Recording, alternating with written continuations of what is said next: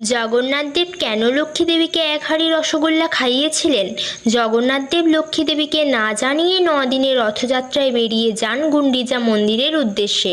স্বামীর এই আচরণে বেজায় রেগে যান লক্ষ্মী দেবী। উল্টো রথের দিন মাসির বাড়ি থেকে ফেরার উদ্দেশ্যে রথে চেপে রওনা দেয় জগন্নাথদেব। তবে মূল মন্দিরে ঢোকার আগেই ঘটে এক মজার কাণ্ড। বলরাম এবং সুভদ্রা নির্বিঘ্নে বাড়িতে ঢুকতে পারলেও যেই না জগন্নাথদেব ঢুকতে যাবেন, ঠিক তখনই লক্ষ্মী দেবী মন্দিরের দরজা বন্ধ করে দেন। কারণ 3 ভাই বোন মাসির বাড়ি গিয়ে আনন্দে মেতে উঠলেও তাকে সঙ্গে নিয়ে যাননি।